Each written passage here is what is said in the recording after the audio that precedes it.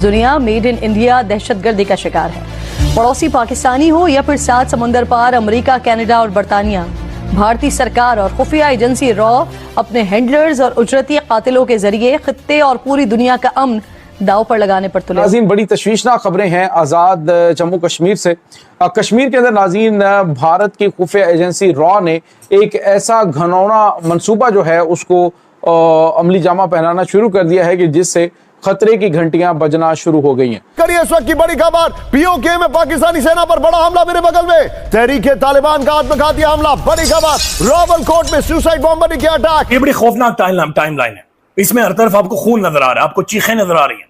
जिस तरीके से इंडिया ने पाकिस्तान के अंदर अटैक्स करवाए, हमले करवाए, दहशतगर्दी की वारदातें करवाई हैं, ऐसा महसूस हो रहा है कि इंडिया हमें ब्लेड से जिस्म के मुख्तलिफ जगहों पर कट लगा। कॉन्टिन्यूसली नरेंद्र मोदी, डॉक्टर जयशंकर, राजनाथ सिंह ये एक ही चीज कह रहे हैं, और वो ये है कि कश्मीर जो है वो हमारा है। डॉक्टर जयशंकर ने बड़े smartly in a calculated way, ठीक है जी, उन्होंने इंडिया की जो फॉरेन पॉलिसी है उसको हिंदू नेशनलिज्म के कवर के अंदर रख के रैप करके दुनिया को दी है, और दुनिया ने वो ले ली है। इस कौम ने हमारी बात सुनकर नहीं दी। ये भी हकीकत है कि इस कौम ने आने वाले ग़ज़वा हिंद के लिए कोई तैयारी नहीं की। पहले ये हमारा मजाक उड़ाते थे, क्या आप जंग करवाना चाहते हैं, वॉर मॉन्गर हैं, आप इंतहा पसंद हैं, मुतशद्दिद हैं।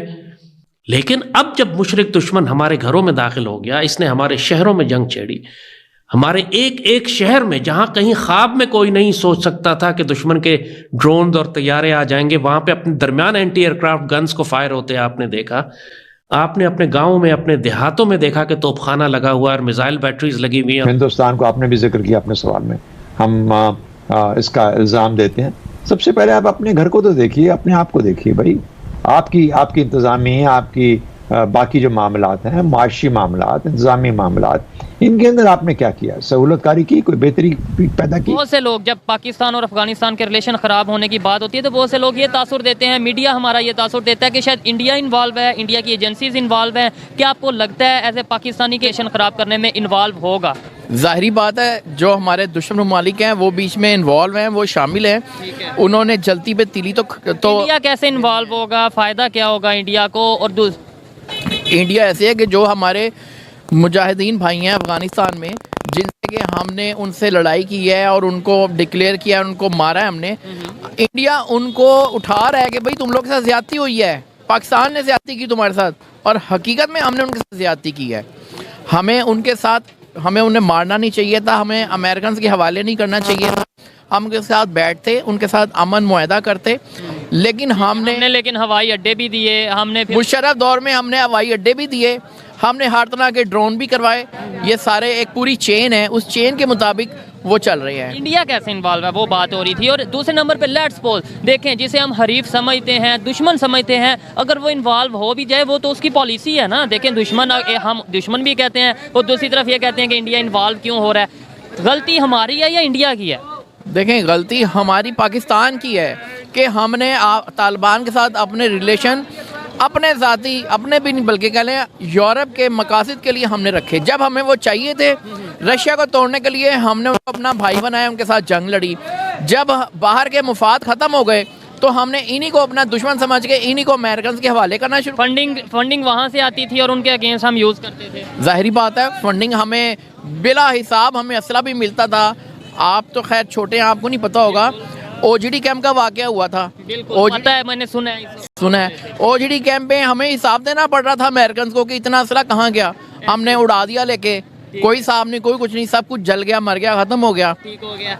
इस नस्ल ने पहली मर्तबा जंग देखी है, और ये खुशनसीबी है इस नस्ल की कि ये आम जंग नहीं है, ये ग़ज़वा-ए हिंद है, और ग़ज़वा-ए हिंद की पहली मुहिम है।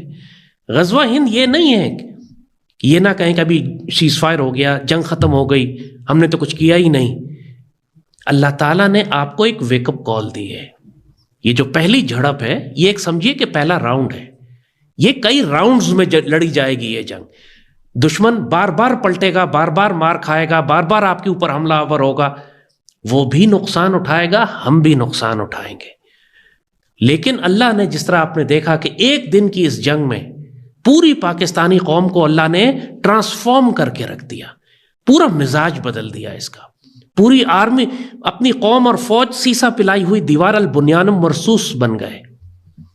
اللہ کو وہ لوگ بہت پسند ہیں. ان اللہ یحب الذین یقاتلون فی سبیلہ صفا کانہم بنیان مرصوص. اللہ کو بہت پسند ہے وہ لوگ جو آپس میں دشمنوں سے جنگ کرتے ہیں اس طرح جیسے وہ سیسا پلائی ہوئی دیوار ہو. دشمن نے یہی کیا تھا کہ پاکستانی قوم اور فوج کے درمیان تفرقہ اور اختلاف ڈال دیا تھا. اللہ نے اس پہلی جھڑپ کی برکت سے ہم کو ایک سیسا پلائی ہوئی دیوار میں تبدیل کر دیا.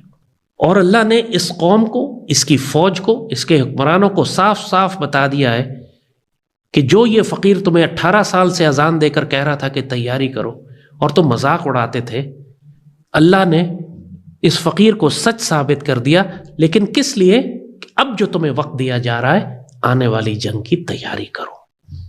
تیاریاں ایک دن میں نہیں ہوتی، ایک ہفتے میں نہیں ہوتی. آپ نے اگر قوم کی پوری نسل کو تیار کرنا ہے کہ وہ مجاہد بنے اور پاک فوج کے ساتھ کھڑے ہوں تو اس میں وقت لگتا ہے. آپ نے اگر خوراک کے اور غلے کے اور فیول کے اور ایندھن کے ذخیرے جمع کرنے ہیں، اسلحے کے ذخیرے جمع کرنے ہیں تو اس میں وقت لگتا ہے. یہ راتوں رات کا کام نہیں ہے. تو جو وقت اللہ آپ کو دے رہا ہے، یہ جھڑپیں کو بیچ میں اگر وقفہ آتا ہے، غنیمت جانیں، اللہ کا شکر ادا کریں کہ اس نے آپ کو فرصت مزید تھوڑی سی دے دی ہے کہ آپ اپنی تیاری کر لیں. آگے جو ہونے جا رہا ہے، یہ جو سلسلہ شروع ہوا ہے اب یہ ختم نہیں ہوگا. یہ ایک طویل سلسلہ چلے گا، پہلے چھوٹی چھوٹی جنگوں کا اور اس کے بعد آخر میں یہ ایک فیصلہ کن گھمسان کی جنگ میں تبدیل ہو جائے گی جو شاید ایٹمی جنگ بن جائے. اب ذہنی طور پر، روحانی طور پر، جسمانی طور پر، عسکری طور پر اس قوم کو اس کے لیے تیار ہونا ہے.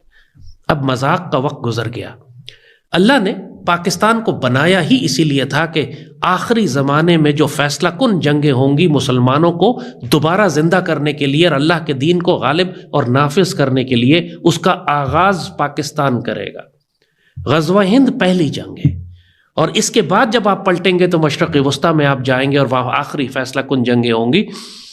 اس دوران بہت کچھ ہوگا، پوری دنیا میں صرف جنگیں ہوں گی. پاکستان کو اللہ نے اس لیے نہیں بنایا تھا کہ ہم جاپان کی طرح ایک